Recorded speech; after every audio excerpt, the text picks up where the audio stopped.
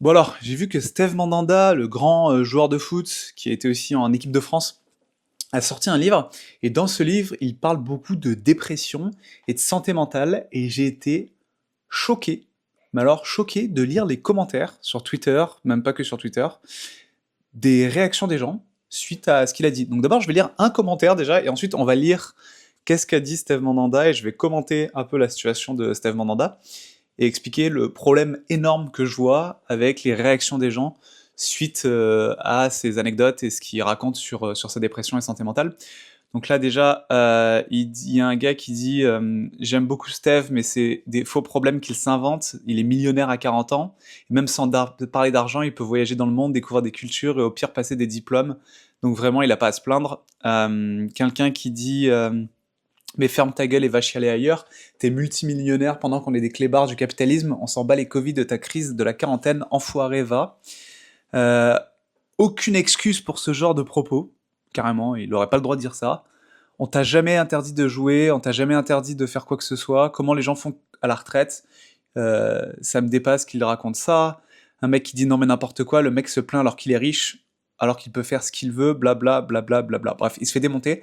Et j'ai vraiment été choqué parce que la plupart des commentaires le démontent, le mec. Alors maintenant, je vais vous lire ce qu'a dit Steve Mandanda dans son livre. Donc, Steve Mandanda a pris sa retraite sportive l'année dernière. Il a écrit un livre qui vient de sortir pour parler de ce sujet-là. Et il dit dans un des extraits, depuis quelques semaines, plus grand-chose n'a de goût. Je suis seul, il fait chaud, la fenêtre entr'ouverte, Rennes en plein été, j'oscille comme une pendule, mes journées sont interminables et vides, vides d'énergie, vides de sens, vraiment, c'est ça, la petite mort, ça ne va pas, je ne fais rien, strictement rien. Je suis chômeur, allongé sur mon canapé, sans même savoir ce que j'attends, sans savoir ce que je veux, envie de rien. Je me sens inutile, c'était une sale journée hier, je n'ai strictement rien foutu, à perdre la notion des jours. Peut-être aurais-je pu gérer cette fin, donc il parle de cette fin de carrière, différemment. Peut-être aurais-je pu anticiper, donc il y a beaucoup de remords, il y a beaucoup de qu'est-ce que j'aurais pu faire, de regrets. Il a ce sentiment d'être inutile, cette sensation de vide encore, la tristesse, la colère, l'inactivité. Euh, et il dit qu'il a pris 3 ou 4 kilos et ce n'est plus acceptable. Quand je ne fais rien, j'ai tendance à manger, à boire des sodas, mauvais cocktail. C'est un vrai cercle vicieux, je sors moins parce que je n'ai pas envie que des gens me voient comme ça. Je m'isole, au réveil, dans le miroir, les cernes et ainsi de suite. Je suis passé de 25 années au quotidien chronométré à rien, ni horaire, ni rythme. La sensation de vide est abyssale certains jours. Les semaines se ressemblent beaucoup, mais au moins je les comble petit à petit. Je m'oblige à me lever le matin, je m'impose un rythme, un agenda, si léger soit-il encore. Je m'extrais autant que faire se peut de la solitude, des ruminations, du vide et de l'inutilité. Il a des grands questionnements, des doutes, des sentiments d'inutilité qui disent qu'après, avec le temps, ça le quitte peu à peu. Et un an après, il dit qu'il a réussi un peu à s'en remettre et qu'il a parlé avec d'autres sportifs, d'autres footballeurs qui ont passé, qui ont été à la retraite aussi et qui ont vécu comme ça et qu'il a plus ses pensées bizarres.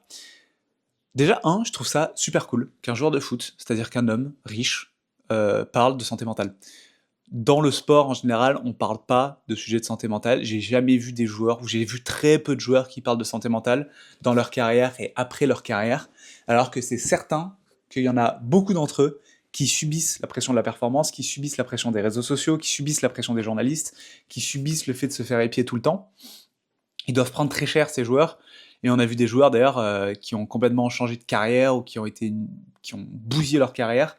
Je crois que Gourcuff notamment, qui est un excellent joueur, un grand joueur, n'a pas du tout aimé la pression. Je sais pas s'il en a parlé, mais beaucoup de journalistes ont parlé du fait que il subissait très très mal la pression de sportifs de haut niveau. Et on remarque aussi que les sportifs de haut niveau, quand ils ont atteint leurs objectifs, quand ils ont réussi leurs rêves, et même pas que les journalistes de haut niveau, en fait, les sportifs de haut niveau, quand quelqu'un réalise son rêve, il y a un sentiment de vide après ça.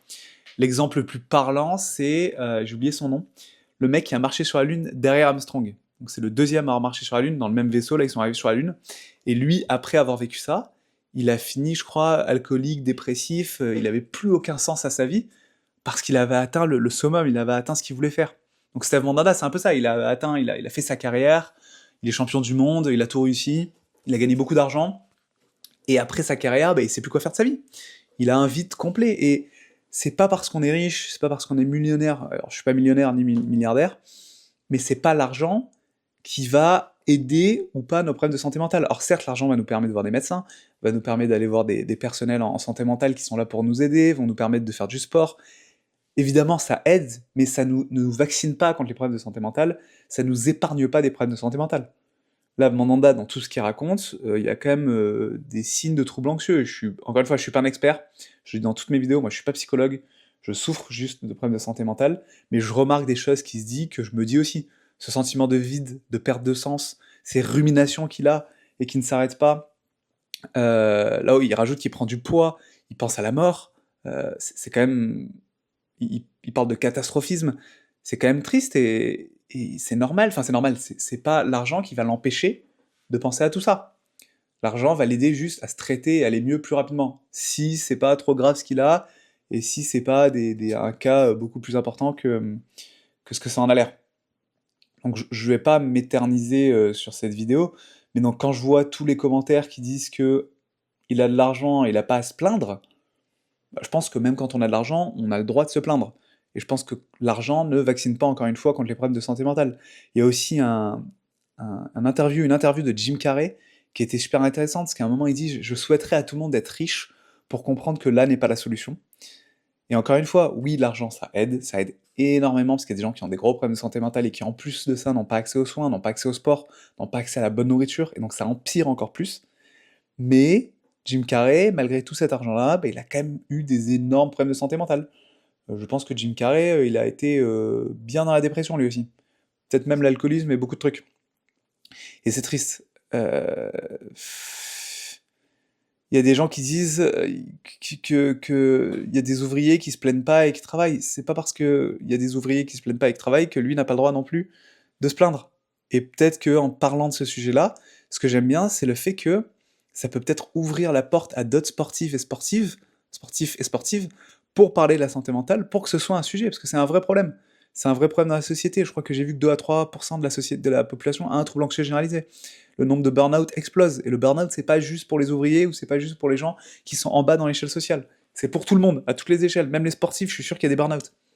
Donc c'est bien d'en parler. En parler, ça permet de faire rendre compte aux gens qu'ils ne sont pas tout seuls dans leurs problèmes. Dans le cadre de Mandanda, peut-être qu'il y a d'autres joueurs de foot, d'autres joueuses de foot qui vont se rendre compte qu'ils sont pas tout seuls dans leurs problèmes, que ça existe. Peut-être que des gens vont aller parler à Mandanda pour chercher aussi de l'aide, pour chercher un peu une épaule sur qui se poser. Donc je trouve ça excellent qu'il ait parlé de ça. Moi je remercie Steve Mandanda, en plus je suis un gros supporter de l'Olympique de Marseille, et il a joué à Marseille pendant de nombreuses années, donc c'est très beau.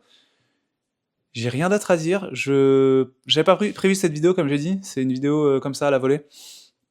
Je pensais pas faire de vidéo aujourd'hui, mais je vais la poster quand même le plus vite possible pour donner de la force un peu à Steve Mandanda, et pour aussi parler de ce sujet qui me touche vraiment à cœur, et qui... Tu vois, là, il y a un commentaire qui est bien, on est tous humains au fond, et là, il lui donne de la force, donc ça, c'est cool. Mais tous les autres commentaires, ça me tue. Il y a un gars, il dit, il y a quelle honte, il y a 7 chiffres sur son compte, il pourrait devenir un homme d'affaires, ouvrir une boîte, faire du caritatif, aider les gens, c'est la crise, c'est la guerre, mais monsieur s'ennuie avec ses millions alors que les gens ont pas de quoi faire leur plein pour aller bosser. Alors oui, c'est triste la situation économique de pas mal de gens, c'est vraiment très triste. Les écarts sont tristes, les écarts de salaire, les écarts de richesse sont extrêmement tristes et c'est un gros problème à adresser. Mais je pense que ce n'est pas le problème de santé mentale dont parle Steve Mandanda.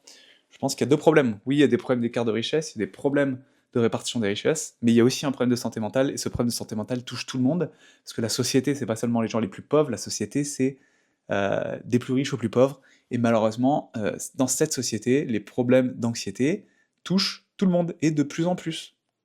De plus en plus. N'hésitez pas à partager cette vidéo pour un peu aider les personnes qui ont peut-être des problèmes de santé mentale. Commentez, likez, faites ce que vous voulez, mais donnez-moi aussi de la force.